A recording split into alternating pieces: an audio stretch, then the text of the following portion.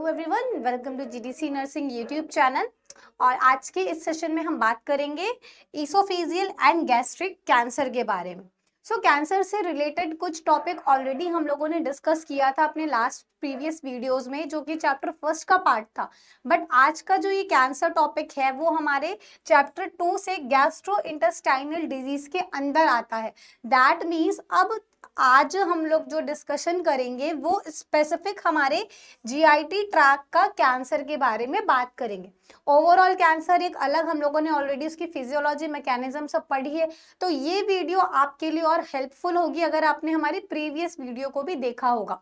अगर मिस किया है तो आप हमारे चैनल में जाकर उसको देख सकते हैं।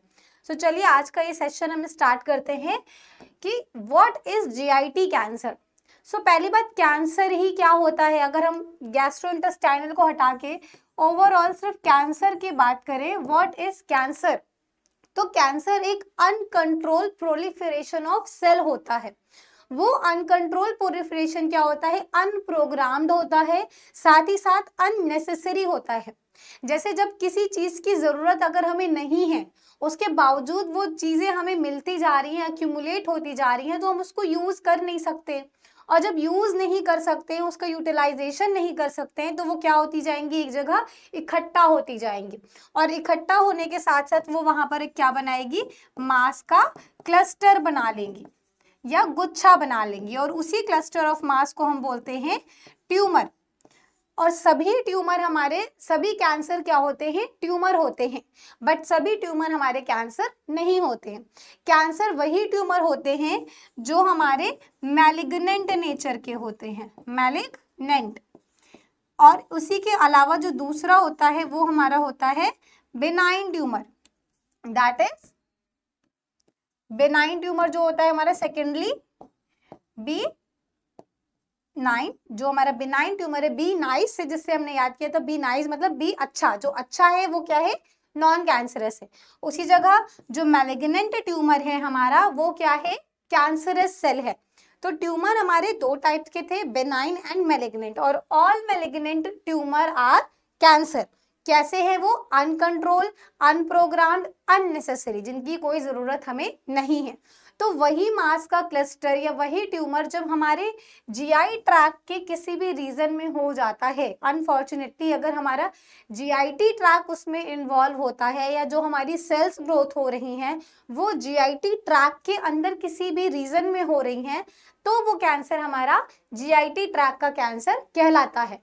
बेसिकली जो जीआईटी ट्रैक के कैंसर होते हैं वो एक सिंगल कैंसर नहीं होता है, बिकॉज हमारी जो जीआईटी ट्रैक होती है, GIT gastrointestinal track, GI track जो होता है वो हमारे माउथ से स्टार्ट होकर के एनस पे खत्म होता है, माउथ से स्टार्ट होकर एनस पे खत्म होता है। और बीच में इसमें oesophagus, stomach, small intestine, large intestine, साथ ही साथ कुछ अननेसेसरी एसेसरी ग्लैंड्स होती हैं, लीवर, गॉल ब्लैडर, पेनक्रियाज, ये सारी चीजें भी हमारे जीआईटी ट्रैक में या डाइजेस्टिव सिस्टम में आती हैं।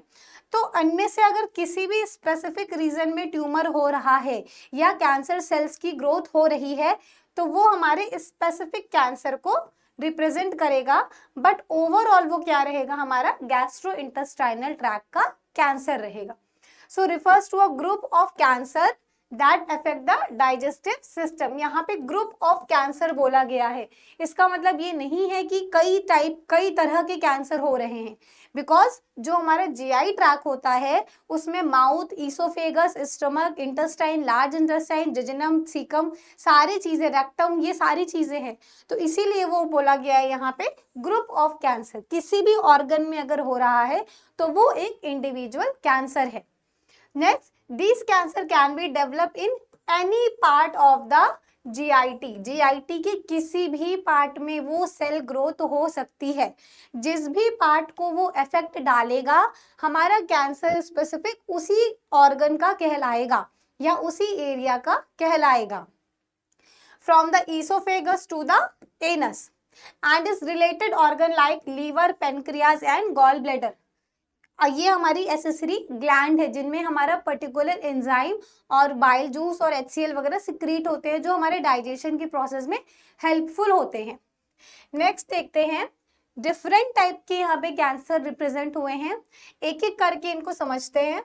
तो सबसे पहले है हमारा ईसोफेजियल कैंसर। ईसोफेजियल कैंसर कहाँ है? स्टार्ट इन द ईसोफेगस, जो हमारी ईसोफेगस की लेयर में हो रहा है। अब ये ईसोफेगस कहाँ है? ट्यूब है जो कि कनेक्ट कर रही है हमारे थ्रोट को स्टमक से। हमारे थ्रोट से स्टमक के बीच का जो रीजन है जहां से हम फूड को अंदर निगलते हैं, वो एरिया हमारा ईसोफेगस एरिया कहलाता है। और अगर सेल की जो ग्रोथ हो रही है वो इस अपर साइड के रीजन में है, अपर डाइजेस्टिव ट्रैक में है, तो वो ट्रैक हमारा, वो रीजन हमारा ईसोफेगस का होता है। वो एरिया किसका है? ईसोफेगस का है। तो वो कैंसर कहाँ पर होगा? हमारा ईसोफेगस में होगा। क्यों हो सकते हैं? इसके कुछ अपने स्पेसिफिक रिस्क फैक्टर्स होते हैं, जैसे कि smoking, alcohol, acid reflux and Barrett's oesophagus. Smoking का सीधा सीधा कॉन्टेक्ट है, क्योंकि जब हम स्मोक कर रहे हैं तो वो भी हमारी ट्रैकिया से होता हुआ हमारे लंग्स में जा रहा है, और ट्रैकिया के जस्ट एंटीरियर आगे के साइड में हमारी ईसोफेगस होती है। तो इसीलिए वो हायर से लोअर की तरफ स्मोक मूव कर सकता है, तो वो हमारे ट्रैकिया से ईसोफेगस की तरफ भी जा सकता है। अल्कोहल कंजम्पशन की वजह से, और साथ ही साथ एसिड रिफ्लक्स, जब एसिड की अपर साइड में रिफ्लक्स होता है, वापस आता है, जैसे कच्ची डकार जिसको बोलते हैं, या एसिडिटी बोलते हैं, तो उस केस में हमारा ईसोफेगस सफर करता है। बिकॉज हमारी स्टमक की लेयर तो म्यूकोसा के थ्रू कवर्ड है, वहां पे HCl का कोई ज्यादा इफेक्ट नहीं होगा, बट ईसोफेगस की लेयर थोड़ी सी पतली होती है, तो जब वहां पर एसिड पहुंचता है तो वहां पे सेल इंजरी हो सकती है, या फिर कोई भी ऐसी सेल स्टार्टिंग सेल साइकिल में सेल ग्रोथ हो सकती है जो अनकंट्रोल तरीके से स्टार्ट हो जाए। Then stomach, that is a gastric cancer. Gastric cancer किस में हो रहा है? हमारे स्टमक की लाइनिंग में हो रहा है, लाइनिंग ऑफ द स्टमक। ये क्यों हो रहा है? इसका रिस्क फैक्टर है basically H pylori, H that is a Helicobacter pylorus या पाइलोरी। हेलिकोबैक्टर पाइलोरी, जो कि H पाइलोरी एक ग्राम नेगेटिव बैक्टीरिया है, एरोबिक नेचर का बैक्टीरिया है, जिसकी वजह से हमारा पेप्टिक अल्सर भी हुआ करता था। और अल्सर ही हमारी सेल में क्या है? सेल इंजरी है। अगर वो अल्सर अनट्रीटेड रह गया है, या फिर किसी भी रीजन की वजह से वो ओपन एरिया रह गया है हमारी म्यूकोसा में, तो वो वहां पर जो सेल ग्रोथ होंगी वो अनकंट्रोल तरीके से हो सकती हैं, अगर कोई भी स्टिमुलस वहां पे एक्स्ट्रा मिल जाएगा तो ये H पाइलोरी वहां पे क्या कर सकता है? एक ट्रिगर बना सकता है, ट्रिगर का काम कर सकता है, और उस ट्रिगर की वजह से सेल साइकिल स्टार्ट हो सकती है जो कि अनकंट्रोल रहेगी। देन उसके अलावा smoking, diet and genetics. Diet जो कि अगर अनहेल्दी डाइट है, बहुत ही ज्यादा बासी खाना खा रहे हैं, जंक फूड खा रहे हैं, इन्फेक्टेड फूड खा रहे हैं, तो उस फूड में भी मल्टीपल टाइप के बैक्टीरिया वहां पे प्रेजेंट हैं जो हमारी सेल साइकिल को रिवर्स कर सकते हैं या फिर अल्टर कर सकते हैं। अल्टर करने की वजह से अगर हमने किसी चीज को चेंज कर दिया है तो हम उसको चेंज करके स्टार्ट तो कर सकते हैं, बट उसको रोकने का तरीका हमें नहीं पता होता है। और जेनेटिक्स में जैसे कि म्यूटेशंस, किसी भी तरह का अगर DNA म्यूटेशन हो जाएगा, या ऑन्कोजीन्स में म्यूटेशन हो जाएगा, या P53 क्रोमोसोम्स में या क्रोमैटिन में हमारा म्यूटेशन हो जाएगा, तो उसकी वजह से भी कैंसर जैसे चांसेस हो सकते हैं। Next is a colorectal cancer. इसको हम CRC के तौर पे भी रिप्रेजेंट करते हैं, जिसमें हमारा कोलन और रेक्टल दोनों ही ऑर्गन इन्वॉल्व होता है, दोनों ही एरिया इन्वॉल्व होता है। और ये एक तरह का मोस्ट कॉमन GI कैंसर है। मतलब अगर 10 कैंसर्स की बात की जाए GIT ट्रैक के, तो 10 में से 7% जो केस होंगे वो हमारे CRC के, that is a colorectal cancer हो सकते हैं। और इनमें जो रिस्क फैक्टर हो गया, स्क्रीनिंग होती है, वो बेसिकली कोलोनोस्कोपी के दौरान होती है।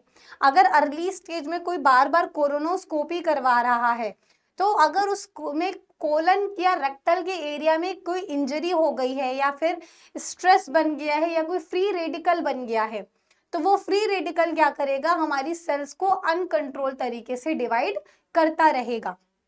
Then next one is a small intestine cancer. हमारे ये भी GIT ट्रैक का ही पार्ट है, स्मॉल इंटेस्टाइन कैंसर। ये बहुत ही ज्यादा रेयर होता है, और इसमें क्या होता है?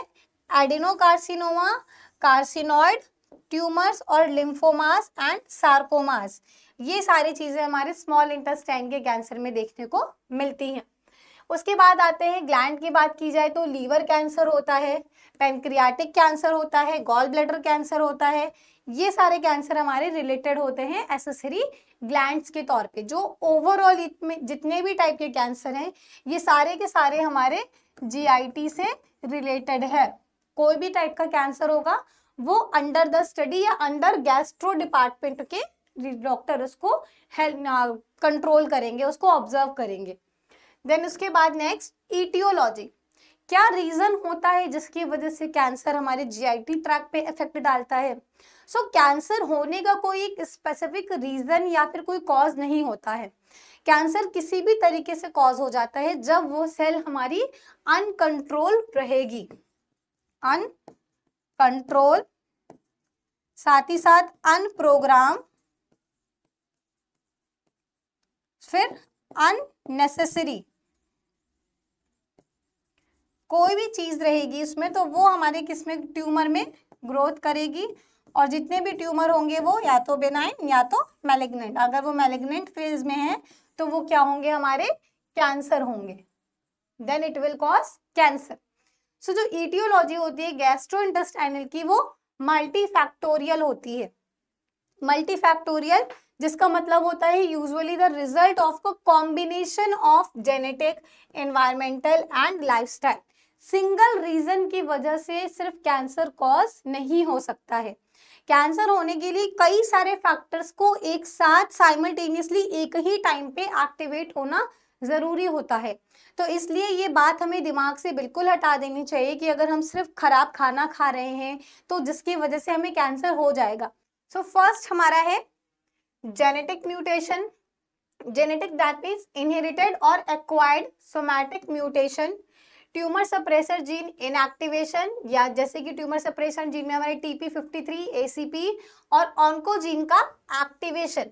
अगर ये दोनों साथ में एक साथ अकर हो जाए दैट मीन्स जो हमारा ट्यूमर सप्रेसर जीन है जो ऑलरेडी एक्टिव है, ये क्या है, एक्टिव है, और जब तक ये एक्टिव रहेगा इसका नाम ही है सप्रेसर, किसका, ट्यूमर का, तो ये उस ट्यूमर को क्या करेगा, बंद करेगा, रोक देगा।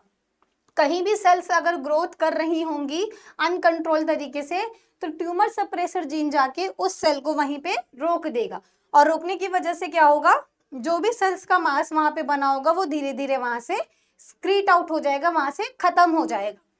या तो अगर ये इनएक्टिवेट हो जाए, मतलब ये देख तो रहा है कि सेल तो बन रही है बट इसकी वो कैपेसिटी और पोटेंसी नहीं है कि ये उस ग्रोथ को रोक सके, इस एक कॉन्सिक्वेंस ये हो सकता है। और दूसरा ऑन्कोजीन का एक्टिवेशन हो जाए, ये ऑन्कोजीन अपने इनिशियल प्रोटो ऑन्कोजीन में रहते हैं, प्रोटो ऑन्कोजीन्स, प्रोटो ऑन्कोजीन से जब ये ऑन्कोजीन्स में कन्वर्ट हो जाते हैं, प्रोटो ऑन्को क्या है, हमारा इनएक्टिव फेज है, पर जब ये अपने एक्टिव फेज में आ जाते हैं, इनके एक्टिवेट होने की वजह से जो सेल्स होती हैं वो ना चाहते हुए भी ग्रोथ करती रहती हैं, क्योंकि जब सेल साइकिल चल रही है तो सेल की न्यूक्लियस में जो डीएनए है उस डीएनए में जो जीन्स हैं वो जीन्स जो उनको बार बार न्यूज़ दे रहे हैं कि हमें और डिवाइड करना है और डिवाइड करना है, अभी सेल सफिशिएंट नहीं हुई है, तो वो ऑन्कोजीन्स करने लगते हैं। तो ऑन्कोजीन्स क्या कर रहे हैं, मल्टीप्लाई सेल, मल्टीपल सेल्स का फॉर्मेशन कर रहे हैं एक ही टाइम पे, तो वो भी हमारी सेल्स क्या हो जाती हैं, क्लस्टर बन जाती है, ट्यूमर का फॉर्म ले लेती हैं। उसके बाद सेकेंड बात करें, ये तो हमारा फर्स्ट फैक्टर था genetic. Second that is a chronic inflammation. अगर हमारे जीआई लाइन में किसी में भी क्रोनिक इन्फ्लामेशन हुई हो, क्रोनिक इन्फ्लामेशन क्यों हुई होगी, इरिटेशन की वजह से, जो कि कैंसर के रिस्क को बढ़ा देती है, जैसे कि इन्फ्लामेटरी बॉवल डिजीज या फिर chronic पेनक्रियाइटिस and chronic gastritis.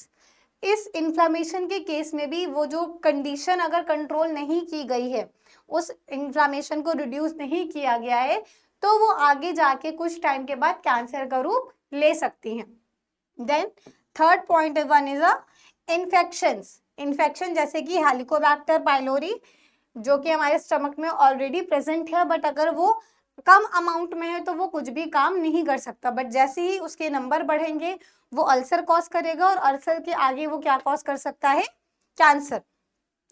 Hepatitis B and hepatitis C जो कि हमारे लीवर से एसोसिएटेड होते हैं, इसीलिए इनकी वैक्सीन बनती है हेपेटाइटिस की। अगर वैक्सीनेटेड पर्सन है तो उसको हेपेटाइटिस बी और सी के थ्रू कोई भी इन्फेक्शन नहीं हो सकता और उसको liver cancer related to hepatitis नहीं हो सकता है। अदर रीजन की वजह से अगर हो रहा है, लाइक अल्कोहल कंजप्शन की वजह से हो रहा है, लीवर सिरोसिस की वजह से हो रहा है, तो वो अलग बात है, but hepatitis B and C की वजह से उसको लीवर कैंसर नहीं होगा। Then human papilloma virus HPV, HPV में भी लिंक होता है हमारे एनल कैनाल से, जो हमारे रेक्टल रूट होती है वहां पे ये कैंसर कॉज करते हैं, क्योंकि एचपीवी का जो वायरस होता है वो हमारे एनल कैविटी में ज्यादा से ज्यादा डेवलप होता है। देन आगे नेक्स्ट अगर देखते हैं तो डाइटरी एंड लाइफस्टाइल फैक्टर, जो कि हमारा फोर्थ फैक्टर है, ईटियोलॉजी का हमारा चौथा पॉइंट है कि किस किस वजह से कैंसर बन रहे हैं हमारे जीआईटी में। तो फोर्थ पॉइंट है डाइटरी एंड लाइफस्टाइल फैक्टर्स। कौन कौन से ऐसे लाइफस्टाइल और हमारे डाइटरी फैक्टर्स होते हैं जो कैंसर कॉज कर सकते हैं या कैंसर सेल को इनिशिएट कर सकते हैं बनने के लिए। तो high intake of red and processed meat, red meat और प्रोसेस्ड मीट जो कि बार बार किसी प्रोसेस से होके और बासी बनाता हुआ बिक रहा है, वो सारे।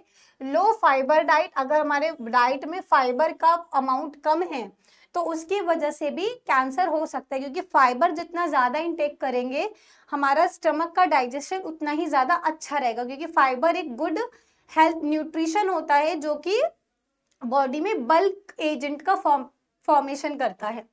Excessive alcohol consumption, smoking, obesity and sedentary lifestyle, जो एक अनहेल्दी लाइफस्टाइल होती है। Then fifth point is a chemical exposure. Chemical exposure क्या कर रहे हैं, जैसे कि कार्सिनोजेंस, कुछ हमारे ऐसे केमिकल्स होते हैं जो कि इरिटेशन कॉज करते हैं, या फिर हमारी सेल्स के अंदर ट्यूमर सप्रेसर जीन या फिर ऑन्कोजीन्स को, इसको तो इनएक्टिवेट कर सकते हैं और इसको एक्टिवेट कर सकते हैं, या फिर रिएक्टिव ऑक्सीजन स्पीसीज बना सकते हैं, या फिर फ्री रेडिकल का फॉर्मेशन कर सकते हैं, या फिर जो हमारी ऑलरेडी मैकेनिज्म्स चल रही हैं, केमिकल रिएक्शन हमारी बॉडी में चल रही हैं, उनको जाके हैम्पर्ड कर सकते हैं। उनके हैम्पर्ड होने की वजह से कुछ एक्स्ट्रा प्रोडक्ट बन जाएगा, वेस्ट प्रोडक्ट बन जाएगा, उस प्रोडक्ट का मेटाबोलाइट हमारी बॉडी के लिए हार्मफुल हो सकता है। तो जो केमिकल एक्सपोजर होता है वो बहुत ही ज़्यादा डेंजरस होता है, जिसमें कि कार्सिनोजेन जैसे कि नाइट्रोसेमीन्स इन स्मोक्ड प्रिजर्व्ड फूड, इन सारे प्रिजर्व फूड वगैरह में, साथ ही साथ अल्फा टॉक्सिन्स जो कि मॉडली ग्रेन एंड नट्स होते हैं जो कि लीवर कैंसर कॉज करते हैं। फिर उसके बाद जेनेटिक सिंड्रोम्स आता है हमारा सिक्स फैक्टर, जिसमें कि कई सारे फैक्टर्स होते हैं, जैसे कि HNPCC, उसके बाद FAP that is a familiar adenomatous polyposis, फिर BARCA म्यूटेशन, फिर लास्ट हमारा सेवेंथ पॉइंट है एज एंड जेंडर। एज किसमें, जैसे जैसे हमारी एज बढ़ती है वैसे वैसे कैंसर होने के चांसेस भी बढ़ते जाते हैं। सर्टेन कुछ जीआईटी कैंसर ऐसे होते हैं जो मोस्ट कॉमन होते हैं सिंगल जेंडर में, जैसे कि लीवर कैंसर जो मेन होता है वो मेंस में ज़्यादा होता है, मैन में ज़्यादा होता है, वुमेन्स में कम होते हैं। तो ये कुछ ईटियोलॉजी थी हमारे कैंसर से related. Next stages of cancer, क्या क्या स्टेजेस होती हैं, यहाँ पर है स्टेजेस ऑफ स्टमक कैंसर। सिर्फ स्टमक कैंसर की ही अगर बात की जाए तो टोटल इसमें हमारे 5 स्टेजेस है, बट डिनोट करते हैं 0, 1, 2, 3, 4। Total number of stages is 5 but number of stages is 4। पहली जो स्टेज होती है उसको हम स्टेज 0 रिप्रेजेंट करते हैं, वो हमारी काउंटेबल तो होती है बट उसको हम बोलते हैं 0। 0, 1, 2, 3, 4। टोटल स्टेज कितनी हो गई 5, बट नंबर में क्या आता है 4।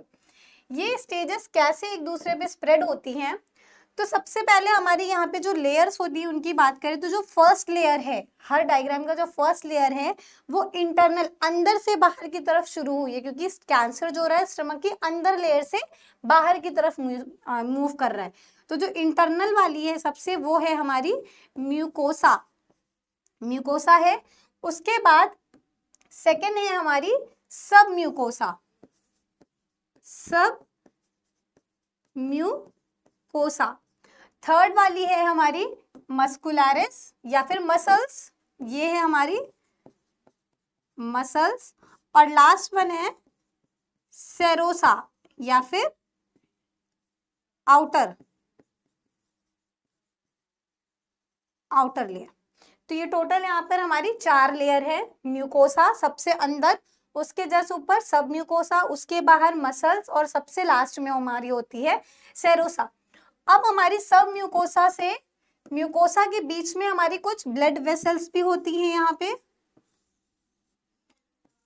सभी में हमारी ब्लड वेसल्स और लिम्फ नोड वगैरह भी होंगी।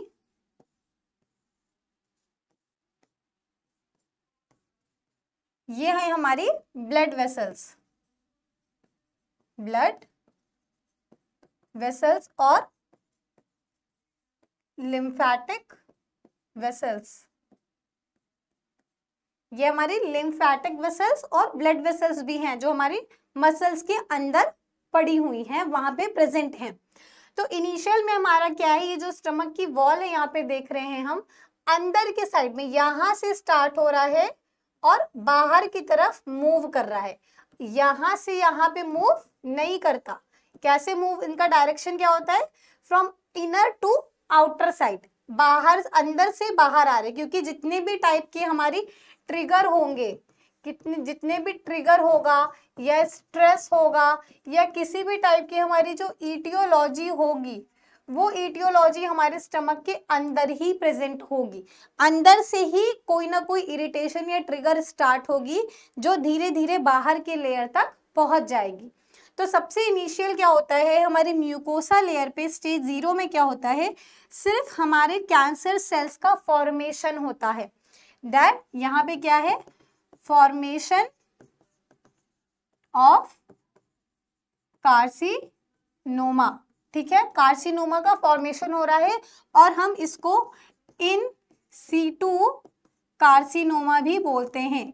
इन situ carcinoma, in situ carcinoma का मतलब है कि वहां पे कोई भी मूवमेंट नहीं हो रही है। जो हमारी कैंसर सेल है वो जस्ट ग्रोथ हो रही है, स्टार्ट हो रही है, वो इन सीटू है। दैट मीन्स सिंगल ही हमारी सिर्फ और सिर्फ एक लेयर पे ही प्रेजेंट है। ये स्टेज 0 है और ये कंप्लीटली अनआइडेंटिफाई होती है, इनका कोई भी सिम्टम्स नहीं होते हैं। इनिशियल कैंसर में कोई भी सिम्टम्स नहीं होते हैं। सिम्टम्स जब देखने को मिलते हैं तब तक में हमारा कैंसर या तो फर्स्ट स्टेज में होता है या फिर सेकेंड स्टेज में, और समटाइम वो लास्ट दैट इज 4th और 3rd स्टेज में भी प्रेजेंट होता है, मतलब डायग्नोज होता है। हाँ, अगर कोई पर्सन अपना नॉर्मल चेकअप करवा रहा है टाइम टू टाइम हर 6 महीने के अंतर में, तब वहां पे 0 स्टेज का पता लगाया जा सकता है। बट विदाउट एनी डायग्नोसिस हम स्टेज 0 को आइडेंटिफाई नहीं कर सकते, क्योंकि ये एसिम्प्टोमेटिक होता है, इसका कोई भी सिम्टम नहीं होता है। देन स्टेज 1 में क्या होता है, यहाँ पर तो ये इन सीटू कार्सिनोमा है। दैट मीन्स सिर्फ और सिर्फ हमारी म्यूकोसा लेयर पे ही कैंसर सेल्स का फॉर्मेशन बनना शुरू हुआ है। स्टेज 1 में ये होते हैं कि स्टेज 1 में ये धीरे धीरे हमारी म्यूकोसा से सब म्यूकोसा की तरफ ट्रांसफर होने लगते हैं, और इसके अलावा ये किसी भी और बॉडी में स्प्रेड नहीं होते हैं। नो स्प्रेड, और कहीं स्प्रेड नहीं होते हैं। ये बस अपने सेल के अंदर वाली लेयर पे जाके धीरे धीरे धीरे धीरे पेनिट्रेट होते रहते हैं। स्टेज 2 में ये अपने डीपर टिश्यू तक पहुंच जाते हैं। डीपर टिश्यू, एकदम डीपर टिश्यू जो होंगे हमारे यहाँ पे मसल्स भी ऑक्यूपाई हो चुकी हैं। अब मसल्स में क्योंकि हमारी ब्लड वेसल और लिम्फेटिक वेसल्स भी हैं, तो यहाँ की जो सेल्स हैं वो हमारे ब्लड में और लिम्फेटिक वेसल्स में भी पहुंच जाती हैं और मेटास्टैसिस की प्रोसेस को शो करती हैं। एक सेल जाके दूसरे ऑर्गन पे पहुंच जाती हैं। बेसिकली जो स्टेज 2 का कैंसर होता है वो जल्दी डायग्नोज होता है और इसका ट्रीटमेंट भी पॉसिबल है। अगर स्टेज 2 में इनिशियली डायग्नोज हो गया है, इसकी डायग्नोसिस हो चुकी है एट स्टेज 2, तो ये कंप्लीटली ट्रीटेबल है। ये क्या है, ट्रीटेबल है, क्योरेबल है, हम इसको स्टेज 2 पे ही रोक सकते हैं, उसके आगे ये स्प्रेड नहीं होने देंगे। अगर चांसेस है कि ये आगे की तरफ बढ़ चुका है, तब पेशेंट को और जो भी हमारे फिजिशियन है उनको बहुत ही ज़्यादा कॉम्प्लिकेशंस और साथ ही साथ इकोनॉमिकली बहुत ज़्यादा महंगे हो जाते हैं ट्रीटमेंट, क्योंकि कैंसर एक ऐसी डिजीज़ है जो हमारी ही सेल्स की वजह से हो रहा है। तो हम अपनी ही सेल्स को आसानी से किल नहीं कर सकते हैं, क्योंकि अनफॉर्चुनेटली वो हमारी सेल जो डेथ हो रही हैं तो उसकी वजह से जो हमारी यूजफुल सेल हैं वो भी कॉम्प्रोमाइज करती हैं, वो भी सफ़र करती हैं। तो कैंसर का जो ट्रीटमेंट है वो बहुत ही लाइफ थ्रेटनिंग ट्रीटमेंट होता है, साथ ही साथ बहुत ही ज़्यादा कॉस्टली भी होता है और इसमें बहुत ज़्यादा साइड इफ़ेक्ट होते हैं ड्यूरिंग ट्रीटमेंट। सो स्टेज 3 में क्या हो रहा है, जो स्टेज 3 में ट्यूमर बन रहा है वो ट्यूमर अब आगे जाके हमारे सब सेरोसा लेयर तक पहुंच चुका है, that is a outer layer. अब वहां के बाद स्टेज 4 में पहुंचने में इसको ज्यादा टाइम नहीं लगेगा, ये लेस टाइम टेकिंग है।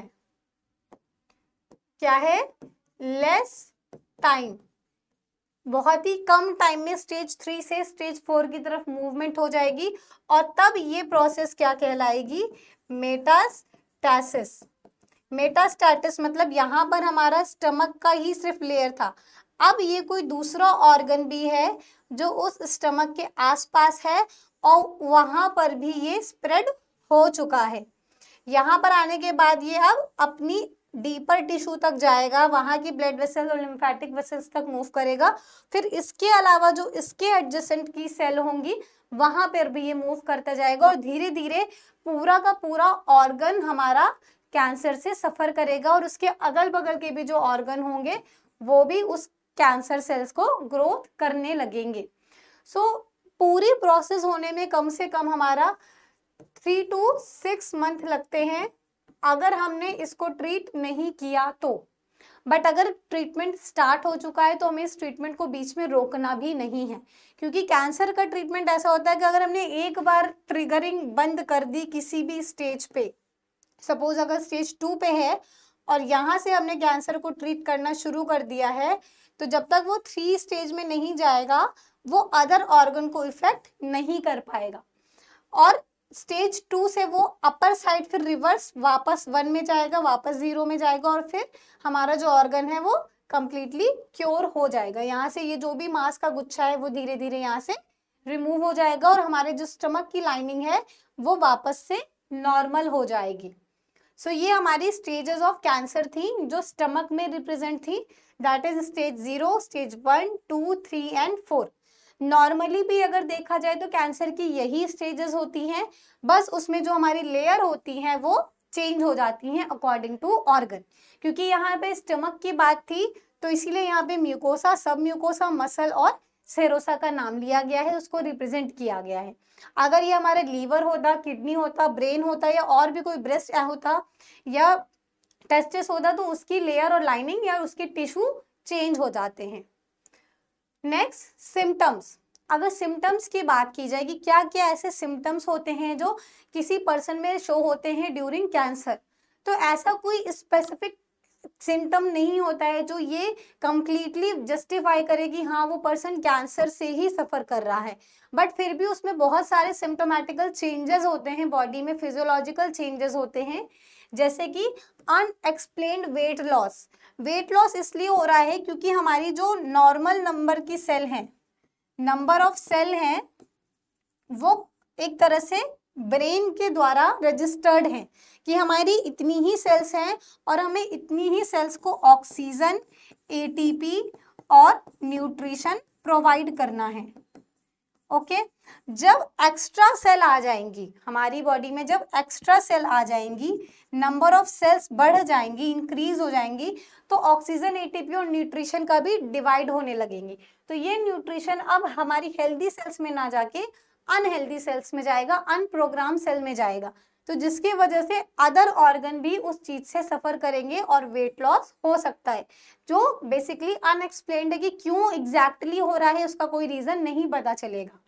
देन परसिस्टेंट एब्डोमिनल पेन और डिस्कम्फर्ट, हर समय ऐसा लगेगा कि पेट में हल्का हल्का सा दर्द हो रहा है, क्योंकि पेन क्यों हो रहा है? क्योंकि वहां पे जो सेल्स बन रही हैं वहां पर हमारी इन्फ्लेमेशन भी हो रही है।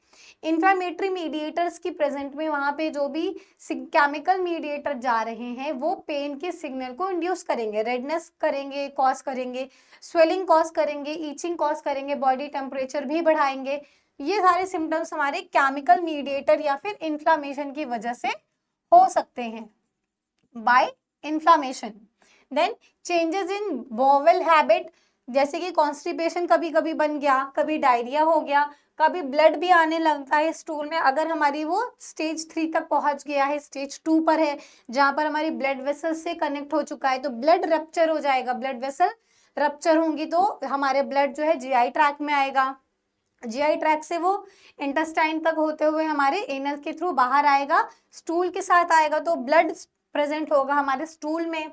देन उसके बाद डिफिकल्टी इन सॉलोइंग, अगर वो ईसोफेजियल कैंसर है या माउथ कैंसर है या ओरल कैंसर है, टंग का कैंसर है, तो उसकी वजह से हमें चीजें को निगलने में बहुत ज्यादा दिक्कत आएगी, क्योंकि जो हमारी ईसोफेजियल ट्रैक है वो नैरो हो जाएगी, पतली हो जाएगी। पतली होने के साथ साथ उसमें पेरिस्टालसिस मूवमेंट प्रॉपर नहीं हो पाएगा।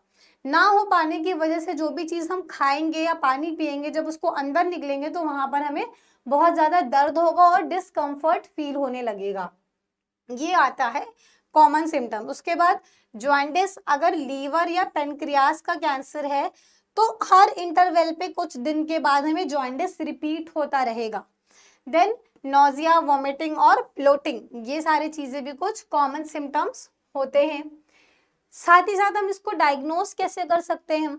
सो डायग्नोसिस के लिए हमें imagine technique, that is a CT scan, MRI या अल्ट्रासाउंड जैसी इमेजिनेशन टेक्निक्स का यूज करेंगे। इसके अलावा पेट भी एक होता है हमारा, पेट स्कैनिंग होती है। एंडोस्कोपी एंड कोलोनोस्कोपी होता है जो उसका विजुअल स्ट्रक्चर देखता है।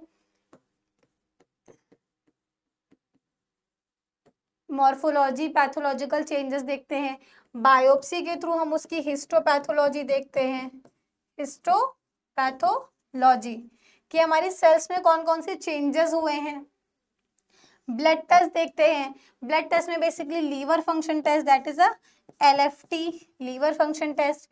ट्यूमर मार्कर, ट्यूमर मार्कर में जैसे कि CEA और CA199, ये मार्कर्स क्या होते हैं? ये मार्कर बेसिकली हमारे ब्लड में तब प्रेजेंट होते हैं जब हमारी बॉडी में या किसी भी ऑर्गन पे ट्यूमर का फॉर्मेशन हो रहा होता है, उस दौरान पे हमारे ब्लड में ट्यूमर मार्कर्स प्रेजेंट होने लगते हैं। अननेसेसरी हमारी बॉडी में कोई भी ट्यूमर मार्कर ब्लड स्ट्रीम में प्रेजेंट नहीं होंगे, बट जैसे ही ट्यूमर का फॉर्मेशन होने लगेगा तो वो ट्यूमर एक मार्कर रिलीज करेंगे, मार्कर जिसको हम CEA या फिर CA19-9 के नाम से जानते हैं। ये उनकी एक कोडिंग होती है। उसके डिटेक्शन के प्रेजेंस में ये जानेंगे कि ब्लड में जब ट्यूमर के ट्रेसेस हैं, दैट मीन्स वो किसी ना किसी बॉडी एरिया में है। बॉडी एरिया को जानने के लिए उसका सिटी स्कैन, एमआरआई या अल्ट्रासाउंड वगैरह देखेंगे। एंडोस्कोपी, कोलोनोस्कोपी या डायरेक्ट जिस एरिया को सफर कर रहा है उसकी हम बायोप्सी करेंगे। बायोप्सी में लोकल अगर वो एरिया सुपरफिशियली है तो लोकल एनेस्थीसिया या एनेस्थीसिया के अंडर में उस पर्सन का मांस का थोड़ा सा एक हिस्टोस्लाइड लेंगे, मांस का थोड़ा सा टुकड़ा लेंगे और उसकी एक हिस्टोस्लाइड बनाएंगे। स्लाइड में हम उसको एग्जामिन करेंगे और नॉर्मल स्ट्रक्चर को अपने सैंपल स्ट्रक्चर से स्टैंडर्ड का कंपेयर करेंगे, और कंपेयर करने के बाद ये देखेंगे कि जो बायोप्सी का सैंपल है हमारा, उस सैंपल के हिस्टो में कौन कौन से चेंजेस देखने को मिल रहे हैं। देन उसके बाद ट्रीटमेंट। सो ट्रीटमेंट इसके बहुत ही सेलेक्टेड होते हैं, मेजरली सर्जरी अगर ट्यूमर लोकलाइज्ड है किसी एक स्पेसिफिक एरिया में, जैसे अगर स्टमक में है तो हम उसको सर्जरी करके निकाल नहीं सकते क्योंकि पूरा स्टमक हमें निकालना पड़ जाएगा।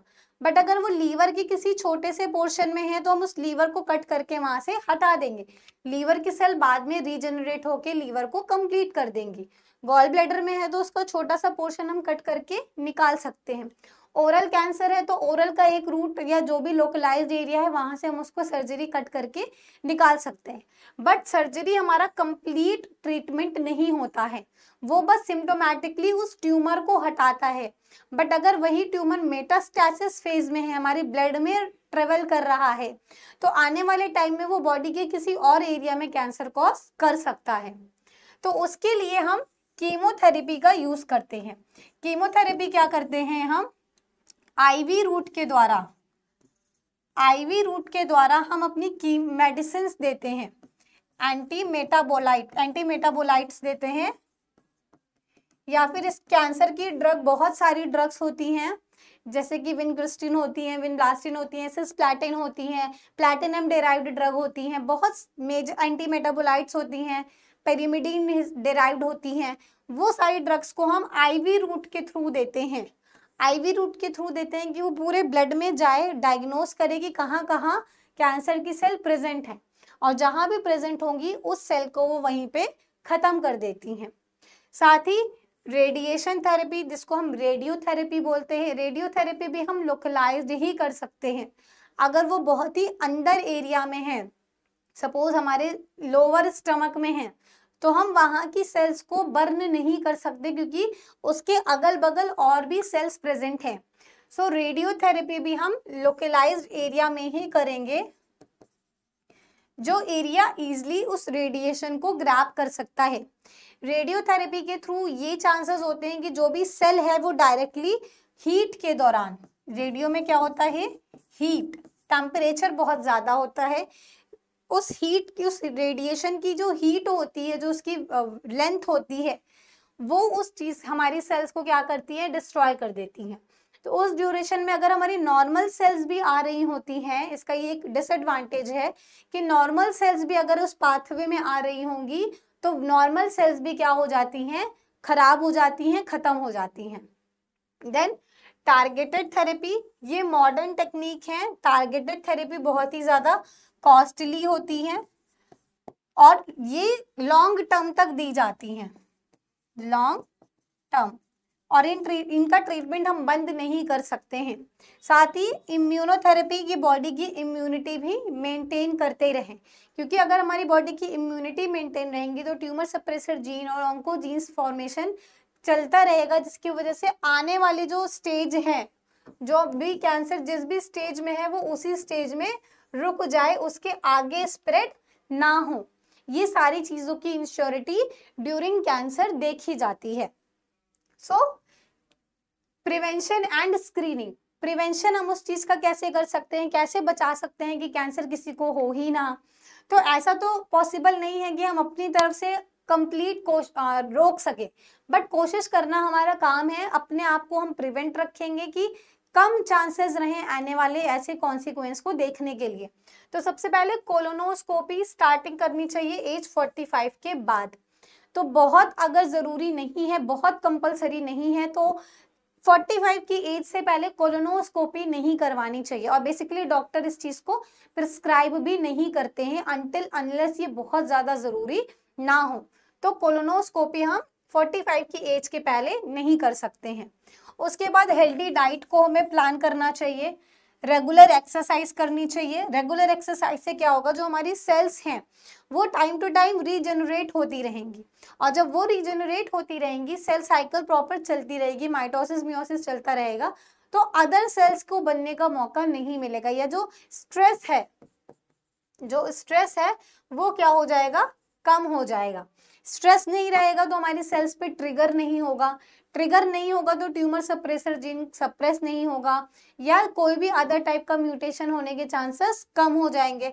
साथ ही साथ अवॉइड तंबाकू and limit alcohol, basically alcohol ना ही ले तो ज्यादा अच्छा है। वैक्सीनेशन बहुत ही ज्यादा जरूरी है, जैसे कि हेपेटाइटिस बी के लिए। Regular checkup if you have any family history, अगर हमारे फैमिली में किसी को कैंसर हुआ है तो रेगुलर चेकअप्स जरूर करवाते रहना चाहिए टाइम टू टाइम में। पेट स्कैन हो गया, MRI, अल्ट्रासाउंड, जहां भी जिस भी ऑर्गन में हमें थोड़ा सा डिस्कम्फर्ट फील हो रहा है उस ऑर्गन से रिलेटेड हमें डॉक्टर के पास जरूर, उस डिपार्टमेंट के डॉक्टर के पास जरूर विजिट करना चाहिए। और आने वाली चीजों को कैंसर में वो ना कन्वर्ट हो तो उसको पहले ही हम ट्रीट करके, डायग्नोज करके, ट्रीट करके उसका मैनेजमेंट कंप्लीट कर दे। So thank you so much video को देखने के लिए। अगर आपको ये यूजफुल लगी होगी तो लाइक जरूर कीजिएगा, समझ में आई है तो चैनल को सब्सक्राइब और शेयर जरूर कीजिएगा कि दूसरों तक भी ये अवेयरनेस और ये एक छोटा सा कॉन्सेप्ट शेयर हो सके। Thanks for watching, take care.